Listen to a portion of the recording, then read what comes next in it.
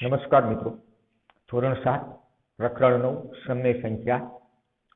મિત્રો, આપણે સમય સંખ્યા ચેપ્ટર 9 ની શરૂઆત કરવા જઈ રહ્યા છીએ.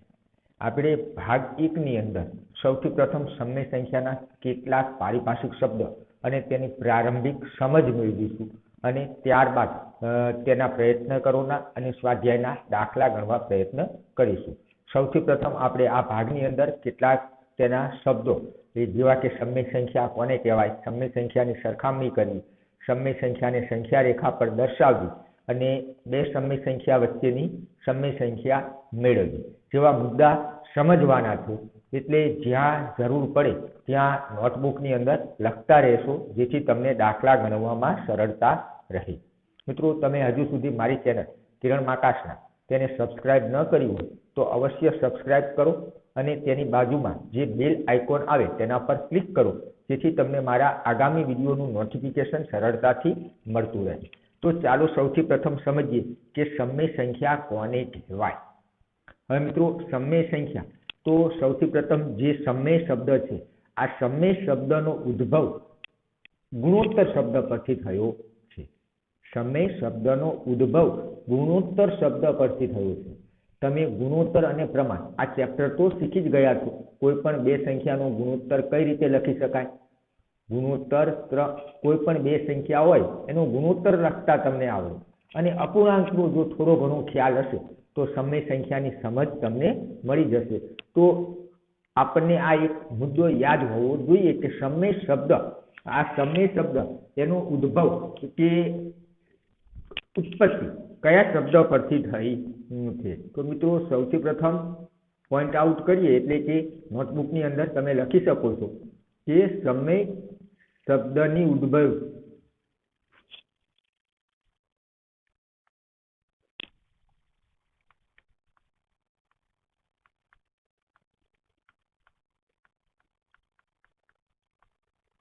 ગુણોત્તર શબ્દ પરથી થયો છે.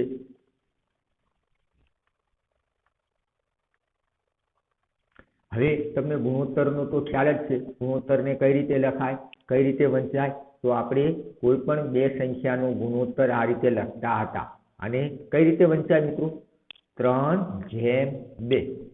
3/2 એટલે કે કુલ 5 ભાગ કરેલા હોય તેમાંથી એક 3 ભાગ અને બીજો ભાગ 2 હોય તો તેને 3/2 એમ ગુણોત્તરમાં લખી શકાય. સંખ્યાની સરખામણી આપણે કરવી હોય તો રાશિઓની તુલના એની અંદર પણ આપણે આ શીખી ગયા. 3/2. હવે મિત્રો, આ 3/2 ને બીજી રીતે અપૂર્ણાંક સ્વરૂપમાં આપણે આ રીતે લખતા હતા 3/2, જ્યાં 3 એ અંશ અને 2 તે છેદ છે.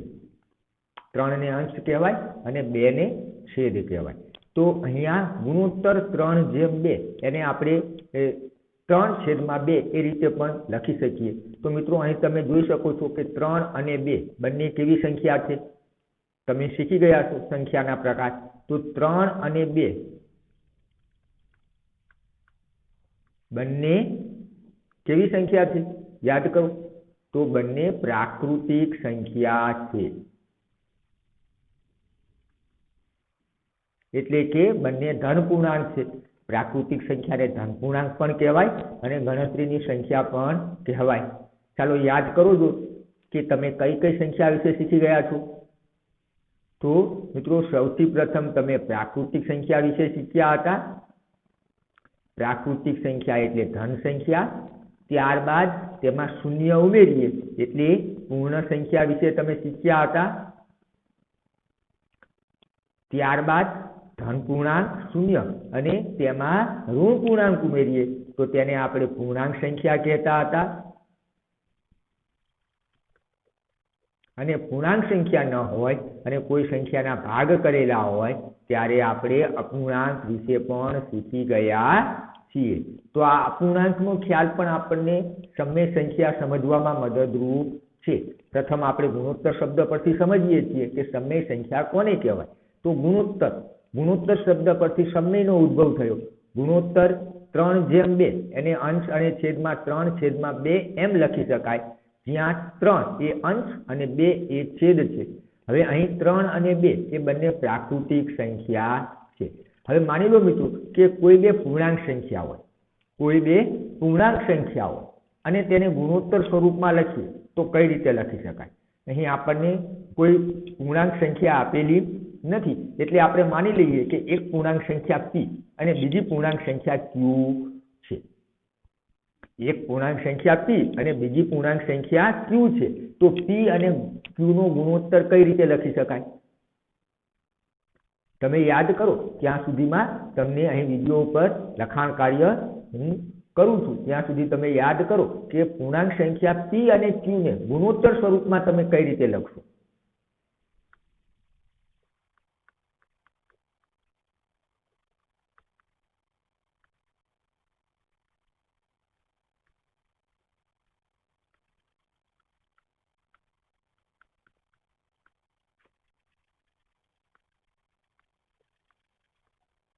યાદ આવ્યું મિત્રો?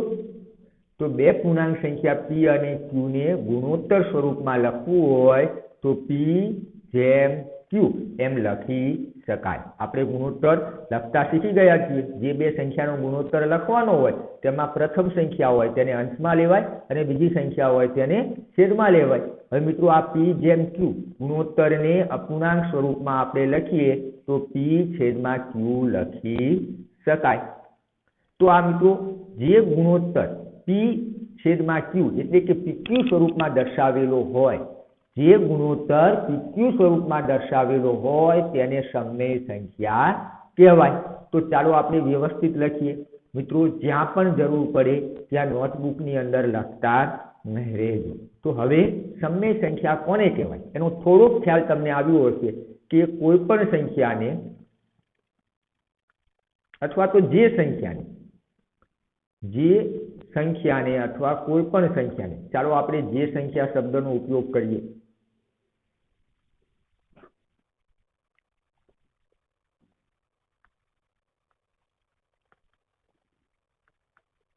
pq સ્વરૂપમાં, pq એટલે p છેદમાં q, જે સંખ્યાને pq સ્વરૂપમાં દર્શાવી શકાય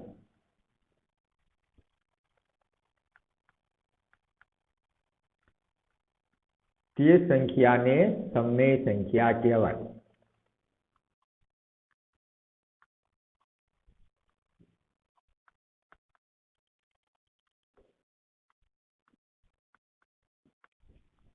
હવે મિત્રો સમમેય સંખ્યાની અંદર pq સ્વરૂપમાં કોઈ પણ સંખ્યા દર્શાવેલી હોય ત્યારે એક નાની એવી શરત છે. ચાલો તે શરત સમજીએ કે pq સ્વરૂપમાં દર્શાવવાનું હોય ત્યારે આપણે શું ખ્યાલ રાખવાનો છે, સમમેય સંખ્યા છે કે નહીં, એના માટે આપણે શું સમજવું જોઈએ. તો ચાલો હવે તે આપણે અપૂર્ણાંક પરથી સમજીએ. મિત્રો એક સફરજન છે, સફરજન લંબગોળ ન હોઈ શકે, કેવું હોવું જોઈએ? ગોળ હોવું જોઈએ.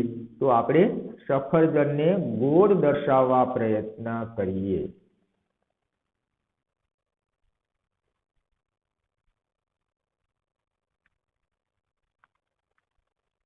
તો અહીં એક સફરજન છે, આપણે વર્તુળાકાર, સફરજન એકદમ વર્તુળ પણ ન હોય કે તમને ખ્યાલ છે તેના આકારનું, તો આપણે અહીં વર્તુળ લઈએ છીએ સફરજન સમજવા માટે. હવે મિત્રો હું તેના 4 સરખા ભાગ કરું છું. અપૂર્ણાંકમાં આપણે શીખી ગયા છીએ કે ભાગ કેવા હોવા જોઈએ? સરખા હોવા જોઈએ. એટલે અહીં સરખા ભાગ કરેલા છે એવું આપણે માની લઈશું. શું માની લઈશું? કે અહીં સરખા ભાગ કરેલા છે એવું આપણે માની લઈશું. કારણ કે માપ વગર આપણે ભાગ કરીએ તો સરખા થાય નહીં, પરંતુ આપણે ભાગ અપૂર્ણાંકની અંદર કરવાના હોય તો હંમેશા સરખા કરવાનો પ્રયત્ન કરવો. હવે મિત્રો અહીં મેં 4 ભાગ કરેલા છે. સફરજનના કુલ ભાગ 4. હવે તેમાંથી તમને એમ કહેવામાં આવે કે તમને સફરજનનો એક ભાગ ખાવા માટે આપવાનો છે, 4 માંથી 1 ભાગ. તો તમે શું લખશો? 1/4, 1/4. હવે તમને એમ કહેવામાં આવે કે તમને 2 ભાગ, 4 માંથી 2 ભાગ ખાવા માટે આપવાના છે. તો તમે કેટલું સફરજન ખાધું એમ કહી શકાય? 2/4. મિત્રો 2/4 એટલે અડધું. અપૂર્ણાંકને હંમેશા અતિ સંક્ષિપ્ત રૂપમાં લખવા જોઈએ, તેનો પણ તમને ખ્યાલ હશે. 2/4 ને અતિ સંક્ષિપ્ત રૂપમાં લખો તો 1/2 આવશે. 1/2. 1/2 એટલે અડધું. હવે મિત્રો તમને એમ કહેવામાં આવે કે તમને સફરજનના 3 ભાગ, 4માંથી 3 ભાગ ખાવા માટે આપવાના છે. તો તમને કેટલું સફરજન ખાવા માટે મળ્યું? તો 3/4 ભાગ ખાવા માટે મળ્યું. હવે જો એમ કહેવામાં આવે કે તમને સફરજનના 4 ભાગ ખાવા માટે આપવાના છે તો તમને કેટલો ભાગ ખાવા મળ્યો? 4/4. 4માંથી 4 ભાગ. 4માંથી 4 ભાગ એટલે કેટલું સફરજન થશે? આખું. એટલે એક સંખ્યા આખી પૂર્ણ સંખ્યા બની જશે. તો અહીં મિત્રો તમે જોઈ શકો છો કે 4માંથી 1, 4માંથી 2, 4માંથી 3, 4માંથી 4.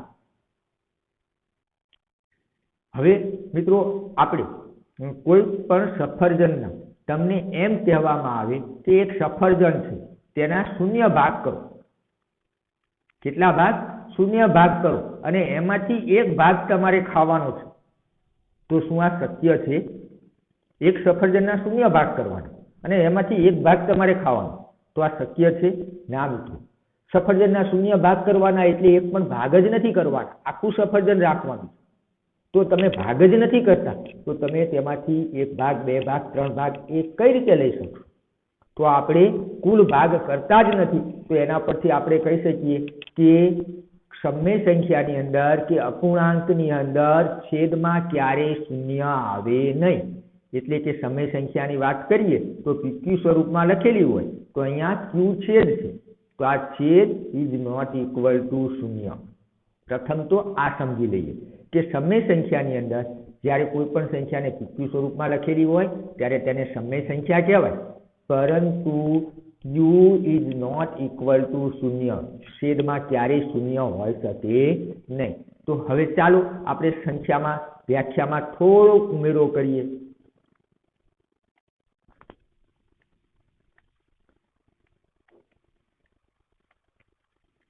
જે સંખ્યાને PQ સ્વરૂપમાં લખેલી હોય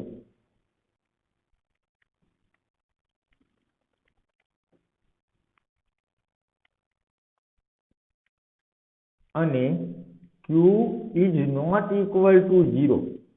છેદ Q એટલે ક્યાં છે મિત્રો? છેદમાં છે. Q is not equal to 0 હોય તો તેવી સંખ્યાને સમય સંખ્યા કહેવાય.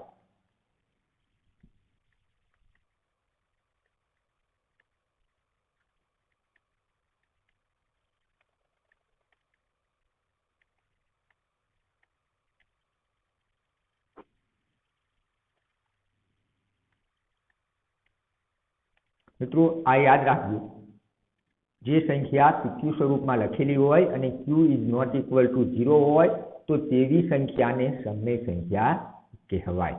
હવે મિત્રો આ સમય સંખ્યાની જરૂરિયાત કેમ પડી તે પણ સમજવું છે. સમય સંખ્યાની વ્યાખ્યા ક્લિયર. હવે સમય સંખ્યાની જરૂરિયાત કેમ પડી? તો મિત્રો તમે અપૂર્ણાંક શીખી ગયા છો. આપણે હમણાં સફરજનની વાત કરી કે સફરજનના કુલ 4 ભાગ કરેલા છે. કુલ 4 ભાગ કરેલા છે.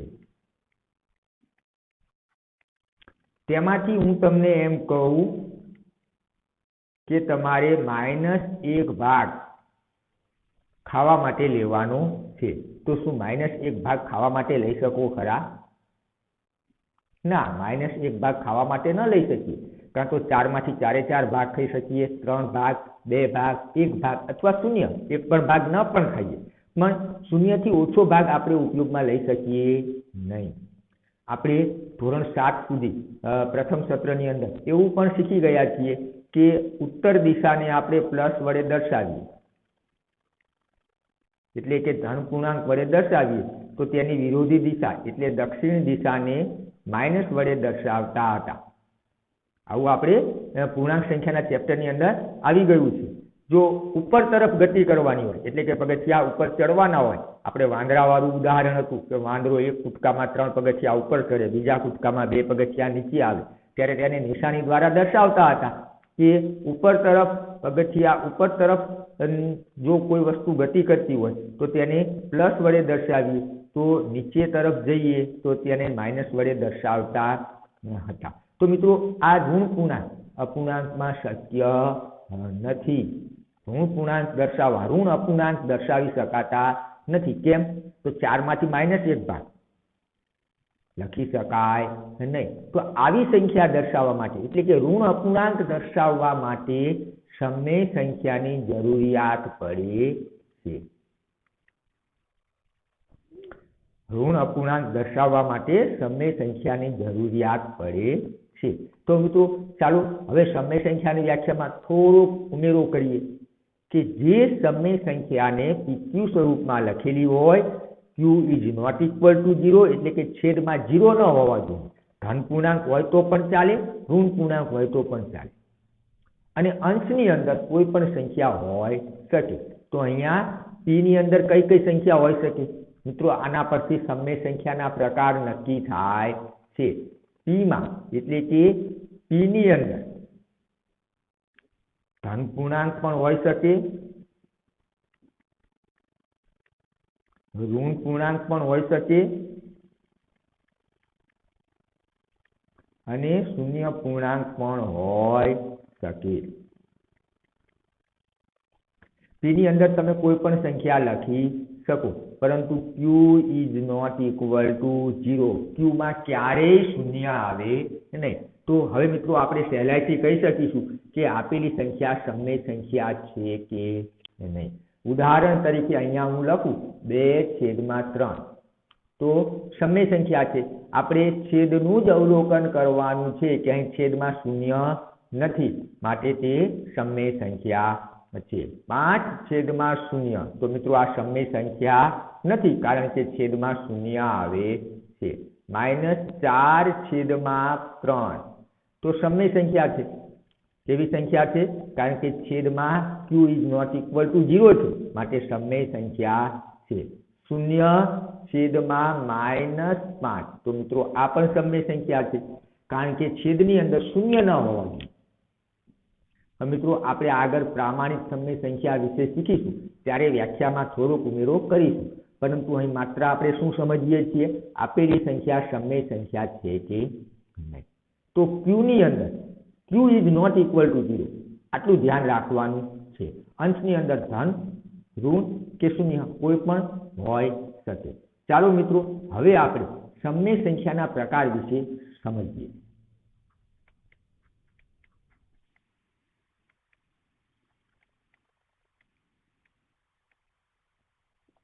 તો મિત્રો સમય સંખ્યાના 3 પ્રકાર છે. કયા કયા 3 પ્રકાર? તો ધન સમય સંખ્યા,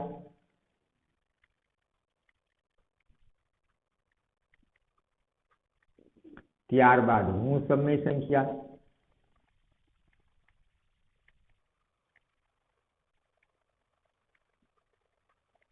અને શૂન્ય સમય સંખ્યા.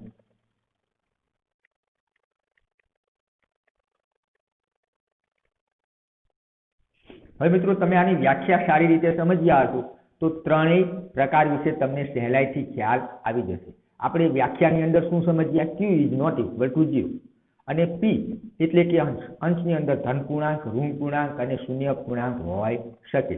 તો જ્યારે પણ સમય સંખ્યાની અંદર P બરાબર ધન પૂર્ણાંક હોય, P બરાબર ધન પૂર્ણાંક હોય તો તેવી સંખ્યાને ધન સમય સંખ્યા કહેવાય. એટલે કે 2/5, 3/7. આ અહીં તમે જોઈ શકો છો કે P એટલે કે અંશની અંદર ધન સંખ્યા છે, તો આ સમય સંખ્યાને ધન સમય સંખ્યા કહી શકાય. હવે મિત્રો 5/9 આ પણ ધન સમય સંખ્યા છે. હવે ત્યારબાદ ઋણ સમય સંખ્યા. તો તમને ખ્યાલ આવી ગયો હશે કે જે સમય સંખ્યાની અંદર અંશની અંદર એટલે કે P બરાબર કેવી સંખ્યા હશે? ઋણ સંખ્યા હશે.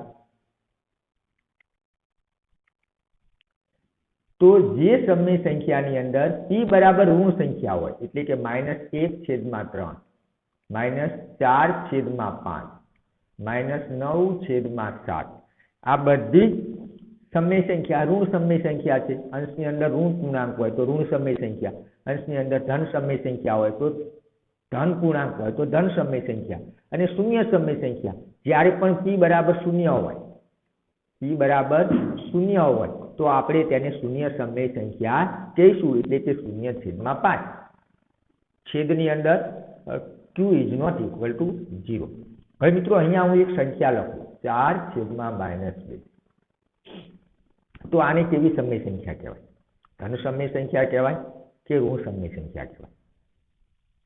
તો મિત્રો આ ઋણ સમય સંખ્યા છે. કેવી સમય સંખ્યા છે? ઋણ સમય સંખ્યા છે.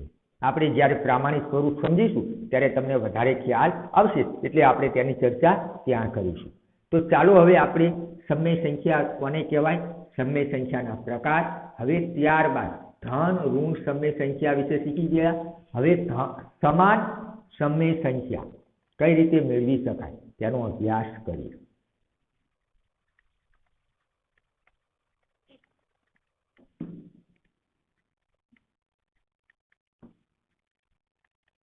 મિત્રો સમય સંખ્યા એટલે એક પ્રકારનો અપૂર્ણાંક જ છે. આ સમજવા માટે જરૂરી છે. હવે અપૂર્ણાંકમાં ઋણ ન હોઈ શકે, જ્યારે સમય સંખ્યાની અંદર અંશ ઋણ આવે છે, આટલો ફેર છે. બાકી બધા જ ગુણધર્મો અપૂર્ણાંકના સમય સંખ્યાની અંદર લાગુ પાડી શકાય છે. તો આપણે અપૂર્ણાંકની અંદર કોઈ પણ અપૂર્ણાંકના સમ અપૂર્ણાંક કઈ રીતે મેળવી શકાય, સમ અપૂર્ણાંક કઈ રીતે મેળવી શકાય તેનો અભ્યાસ કર્યો હતો. ઉદાહરણ તરીકે અહીં મેં એક અપૂર્ણાંક લખું 1/3, તેના મારે 3 સમ અપૂર્ણાંક મેળવવા છે. તો ત્યારે શું કરતા હતા જરા યાદ કરો. સમ અપૂર્ણાંક મેળવવા માટે શું કરતા હતા? ધોરણ 7ના પ્રથમ સત્ર સુધીમાં આપણે આ શીખી ગયા છીએ. તો આપણે જ્યારે પણ કોઈ પણ અપૂર્ણાંકનો સમ અપૂર્ણાંક મેળવવો હોય ત્યારે અંશ અને છેદને સમાન સંખ્યા વડે ગુણતા હતા. કેવી સંખ્યા વડે? સમાન સંખ્યા વડે ગુણતા હતા. તો 1/3 અંશમાં 1/2 બંનેને, એટલે કે અંશ અને છેદ બંનેને 2 વડે ગુણું તો આપણને નવો અપૂર્ણાંક શું મળશે? 1/2 અને 2/4. તો અહીં 1/3 અને 2/4 આ સમ અપૂર્ણાંક છે. મારે બીજો સમ અપૂર્ણાંક મેળવવો છે, તો હવે હું શું કરીશ? 1/3 ને બીજી સંખ્યા વડે ગુણીશ, એટલે કે 3/3. અંશને પણ 3 વડે, છેદને પણ 3 વડે. તો મને નવો અપૂર્ણાંક મળશે 1/3 એટલે 3, 2/3 એટલે 6. તો 1/3, 2/4 અને 3/6. તો આ ત્રણેય સમ અપૂર્ણાંક જ છે, સરખા જ છે. સમ એટલે સરખા.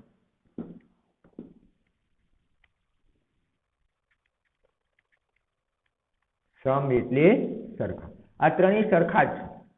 કેમ તે હમણાં તમને સમજાવું છું.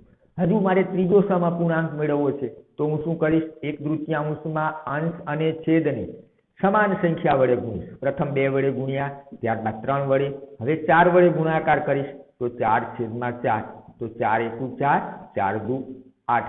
તો આપણને મળે છે 4/8. તો આ બધા જ અપૂર્ણાંક 1/3, 2/4, 3/6, 4/8 સમ અપૂર્ણાંક છે. તો મિત્રો આ રીતે આપણે સમ અપૂર્ણાંક મેળવતા હતા.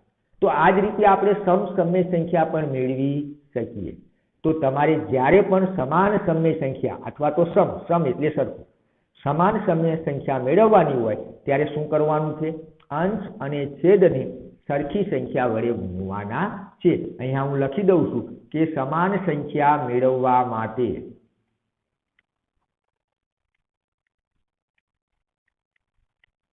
અંશ અને છેદને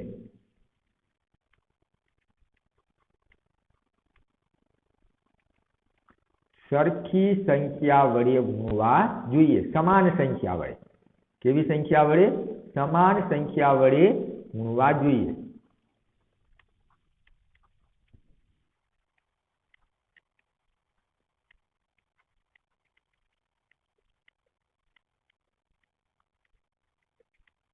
હવે મિત્રો તમે જ્યારે સમાન સંખ્યા વડે ગુણશો ત્યારે જ્યારે નવા અપૂર્ણાંક મળશે એ બધા સરખા જ છે. કેમ? તો આપણને ખ્યાલ છે કે અપૂર્ણાંક શીખ્યા ત્યારે તમને તમારા સાહેબે શીખવ્યું હશે કે અપૂર્ણાંકને હંમેશા અતિ સંક્ષિપ્ત રૂપમાં લખાય. અપૂર્ણાંકને હંમેશા કેવા સ્વરૂપમાં લખાય? અતિ સંક્ષિપ્ત રૂપમાં લખાય. તો પ્રથમ અપૂર્ણાંક 1/3, ત્યારબાદનો બીજો અપૂર્ણાંક 2/4, તેનું અતિ સંક્ષિપ્ત રૂપ આપો 2×4. તો અહીંયા 2 2 છેદ ઉડી જશે અને તેનો જવાબ મળશે 1/3. તે જ રીતે 3/6 3 દુ 6 3 3 નો છેદ ઉડી જશે, જવાબ મળશે 1/3. 4 દુ 8 4 4 નો છેદ ઉડી જશે અને જવાબ મળશે 1/3. તો તમે જોઈ શકો છો બધા જ અપૂર્ણાંક 1/3 જ છે મિત્રો. આપણે તેને 2 વડે ગુણ્યા એટલે અપૂર્ણાંકને 2 ગણો કર્યો, 3 વડે ગુણ્યા એટલે 3 ગણો, 4 વડે ગુણીએ ત્યારે તે અપૂર્ણાંક 4 ગણો થાય છે. તેનું અતિ સંક્ષિપ્ત રૂપ આપવું ત્યારે આપણને મૂળ અપૂર્ણાંક પાછો મળે છે. તો મિત્રો આ રીતે આપણે કહી શકીએ કે સમ અપૂર્ણાંક મેળવવા માટે આપણે સમાન સંખ્યા વડે ગુણતા હતા, તો સમાન સમય સંખ્યા મેળવવા માટે પણ આપણે p અને q ને એટલે કે અંશ અને છેદને સમાન સંખ્યા વડે ગુણવા પડે. ચાલો મિત્રો હવે ત્યારબાદનો નવો મુદ્દો શીખીએ કે અપૂર્ણાંકને સંખ્યા રેખા પર કઈ રીતે દર્શાવી શકાય.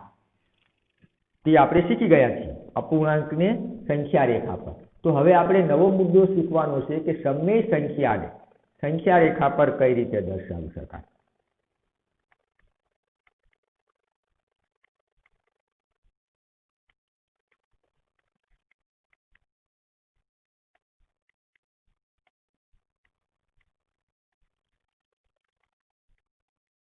તો મિત્રો તમને અપૂર્ણાંકમાં સંખ્યા રેખા વડે દર્શાવવાનું તો યાદ જ હશે. તો સંખ્યા રેખા પર દર્શાવવા હોય અપૂર્ણાંકને કે કોઈ પણ પૂર્ણાંકને ત્યારે સૌથી પ્રથમ થોડા મુદ્દા આપણને ક્લિયર હોવા જોઈએ કે ધન પૂર્ણાંક હંમેશા જમણી બાજુ, કોની જમણી બાજુએ? શૂન્યની.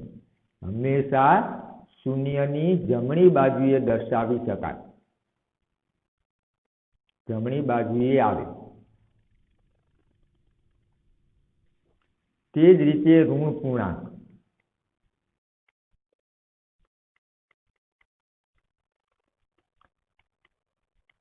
હંમેશા શૂન્યની કઈ બાજુએ આવશે? શૂન્યની ડાબી બાજુએ આવે.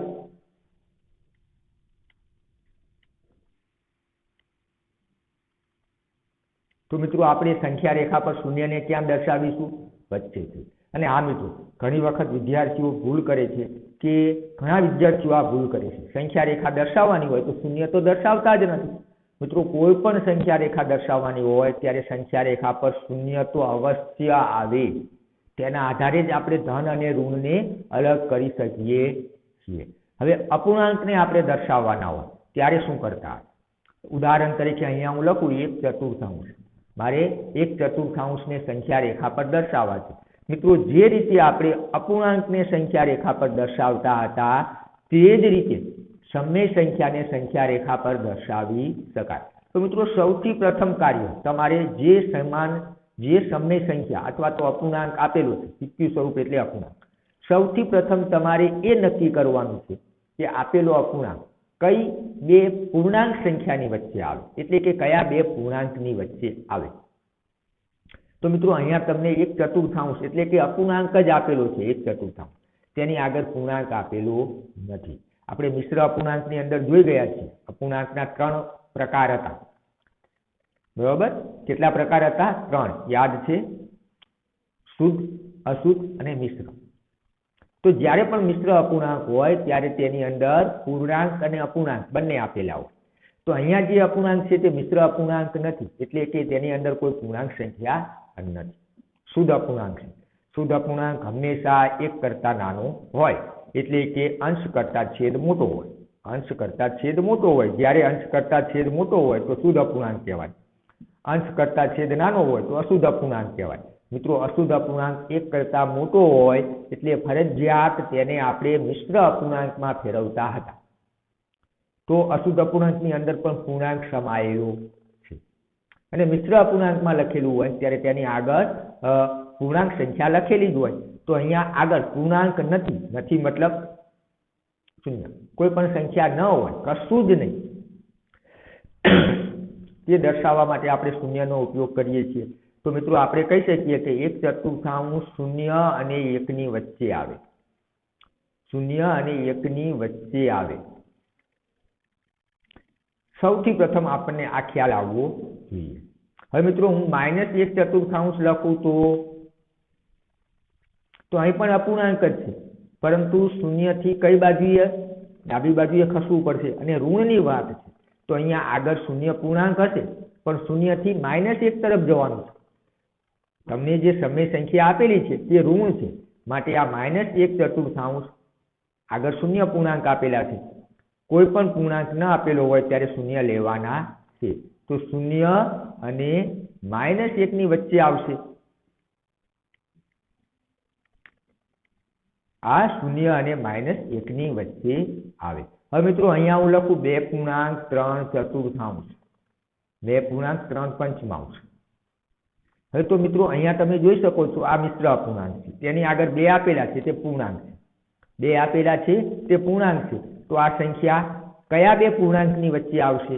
તો તમારે માત્ર આગળ પૂર્ણાંક જ જોવાના છે. આગળ પૂર્ણાંકમાં 2 આપેલા છે, તો આ સંખ્યા 2 અને 3 ની વચ્ચે આવે.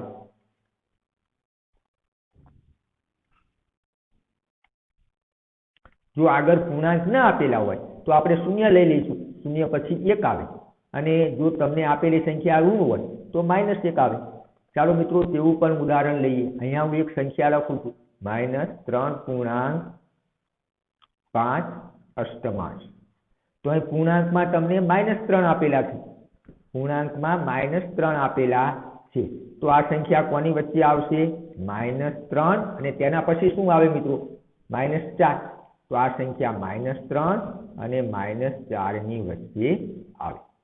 આટલો ખ્યાલ આવવો જોઈએ. ચાલો હવે આપણે આ 4 સંખ્યાને સંખ્યા રેખા પર કઈ રીતે દર્શાવે તે જોઈ લઈએ. જો અપૂર્ણાંક અને સમય સંખ્યા બે સમાન જ છે, માત્ર આપણે શું સમજ્યા હતા કે અપૂર્ણાંક ક્યારે ઋણ ન હોઈ શકે, તેની ઋણ અપૂર્ણાંક દર્શાવવા માટે જ સમય સંખ્યાની જરૂરિયાત છે. તો સૌથી પ્રથમ આપણે 1/4 આને સંખ્યા રેખા પર દર્શાવીએ. તો સૌથી પ્રથમ એક સંખ્યા રેખા દોરીશું. મિત્રો સંખ્યા રેખા દોરવા માટે માપપટ્ટીનો ઉપયોગ કરવો. હવે તમને ખ્યાલ આવી ગયો છે કે આ 1/4 કોની વચ્ચે આવશે? 0 અને 1 ની વચ્ચે. 0 અને 1 ની વચ્ચે. તો અને આ સંખ્યા કેવી છે? ધન પૂર્ણાંક છે. આ બે વસ્તુનો ખ્યાલ આવે કે 0 અને 1 ની વચ્ચે આવે છે અને ધન પૂર્ણાંક છે. તો શૂન્યની કઈ બાજુએ આવશે મિત્રો? શૂન્યની જમણી બાજુએ આવશે. તો શૂન્ય આપણે કઈ બાજુએ દર્શાવીશું? આપણે જે સંખ્યા દર્શાવવાની છે તે શૂન્યની જમણી બાજુએ દર્શાવવાની છે. તો શૂન્યને આપણે ડાબી બાજુએ દર્શાવીશું. હવે મિત્રો સાવ સરળ છે. આપણે શું કરતા હતા? 1/4, 2/4, 3/4 અને 4/4. જે તમને અપૂર્ણાંક આપેલો છે તે જ દર્શાવવાનું છે. 1/4 એટલે કે 4 માંથી 1 ભાગ, 2/4. અહીંયા જુઓ 4 ભાગ થાય છે. 1 ભાગ, બીજો ભાગ, ત્રીજો ભાગ અને ચોથો ભાગ. તો 1/4, 2/4, 3/4 અને 4/4 એટલે 1. અહીંયા ઉપર આપણે 1 લખી શકીએ. તો 0 અને 1 ની વચ્ચે આપણે 4 ભાગ કરેલા છે. તેમાંથી આપણે પ્રથમ ભાગ લેવાનો છે, એટલે કે 1/4 ભાગ. તો આ ભાગ સંખ્યા રેખા ઉપર દર્શાવવાનો હોય તો અહીંયા આ રીતે રાઉન્ડ કરીશું તો આપણી આ સંખ્યા રેખા પૂર્ણ થાય. ત્યારબાદ મિત્રો બીજી સંખ્યા રેખા હતી -1/4. તો અહીં પણ તમને ખ્યાલ છે કે આ કોની વચ્ચે આવશે? 0 અને -1 ની વચ્ચે. 0 અને -1 ની વચ્ચે. તો ચાલો સૌથી પ્રથમ રેખા દોરીએ. હવે મિત્રો અહીં ઋણ પૂર્ણાંક છે, ઋણ સમય સંખ્યા છે. કેવી સમય સંખ્યા છે? ઋણ સમય સંખ્યા. તો ઋણ સંખ્યા શૂન્યની ડાબી બાજુએ આવે. તો શૂન્ય કઈ બાજુએ દર્શાવવા પડે? જમણી બાજુએ. તો હવે આ સંખ્યા 0 અને -1 ની વચ્ચે આવશે. તો 0 અને -1 ની વચ્ચે 4 ભાગ કરવા જોઈએ. અહીં અપૂર્ણાંક છે એટલે આપણે આ રીતે ભાગ કરતા જ જઈશું કે -1/4, -2/4, -3/4 અને -4/4.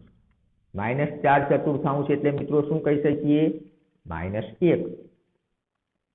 અહીં મિત્રો એ પણ ખ્યાલ રાખો કે તમે જે પણ ભાગ કરો છો તે લગભગ સમાન થવા જોઈએ, એટલે કે આ બંને ભાગ વચ્ચેનું અંતર કેવું રહેવું જોઈએ? સરખું.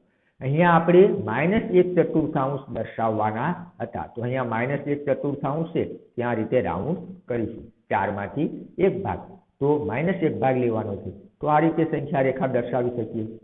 ત્યારબાદ મિત્રો આપણે ઉદાહરણ લીધું હતું 2.3 2.3 તો તમે કહી શકશો ને કે આ સંખ્યા કોની વચ્ચે આવશે? 2 અને 3 ની વચ્ચે. અને કેવી સંખ્યા છે?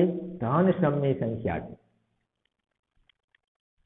તો મિત્રો શૂન્યની કઈ બાજુએ આવશે? જમણી તરફ. ચાલો આપણે એક રેખા દોરીએ. હવે મિત્રો સૌથી પ્રથમ સંખ્યા રેખા પર શૂન્ય તો દર્શાવવી જ જોઈએ, એટલે શૂન્યને ડાબી બાજુએ દર્શાવીશું. ત્યારબાદ 2 પૂર્ણાંક સુધી જઈશું આપણે, એટલે કે પ્રથમ 1 પૂર્ણાંક, ત્યારબાદ 2 પૂર્ણાંક. કારણ કે સંખ્યા 2 અને 3 એમ આ 2 પૂર્ણાંક અને 3 પૂર્ણાંકની વચ્ચે આવે, તો 1 પૂર્ણાંક પણ દર્શાવવા જોઈએ, 2 પૂર્ણાંક પણ દર્શાવવા જોઈએ. ત્યારબાદ આપણે જે ભાગ કરીશું 2.3 એટલે 2 અને 3 ની વચ્ચે 5 ભાગ કરવાના છે. તો 5 માંથી પહેલા ભાગને શું કહેવાય મિત્રો? 2.1 એક ભાગ, 5 માંથી 1 ભાગ એટલે 1/5. તો આ પ્રથમ જે ભાગ છે તેને આપણે શું લખીશું? 2.1/5. બીજો ભાગ કરીશું તેને શું લખી શકીએ? 2.2/5. ત્રીજા ભાગને શું લખી શકીએ? 2.3/5. મિત્રો થોડાક ભાગ મોટા કરીએ તો તમને સમજવામાં સરળતા રહેશે.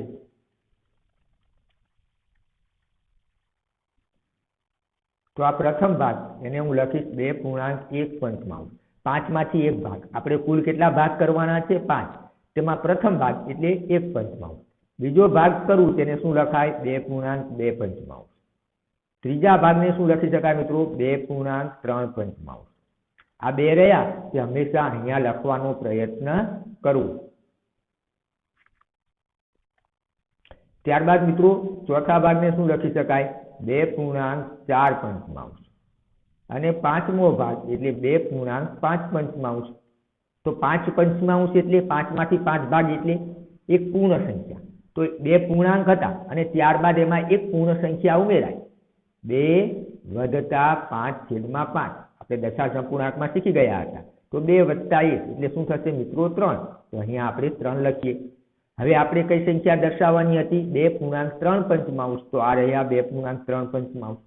તો આ રીતે સંખ્યા રેખા પર દર્શાવી શકીએ. હવે ત્યારબાદ મિત્રો એક ઋણ ઉદાહરણ આપણે લીધું હતું -3.5 -3.5. તો સૌથી પ્રથમ તો ખ્યાલ આવી ગયો હશે કે ઋણ સંખ્યા છે, ઋણ સમય સંખ્યા છે, માટે શૂન્યની ડાબી તરફ આવશે. અને કઈ બે પૂર્ણાંક સંખ્યાની વચ્ચે આવશે? -3 અને -4 ની વચ્ચે. તો ચાલો આપણે સૌથી પ્રથમ રેખા દોરીએ. ત્યારબાદ મિત્રો શૂન્યને કઈ બાજુએ દર્શાવીશું? આ શૂન્યની ડાબી બાજુએ આપણે સંખ્યા દર્શાવવાની છે, તો શૂન્યને જમણી બાજુ દર્શાવીએ.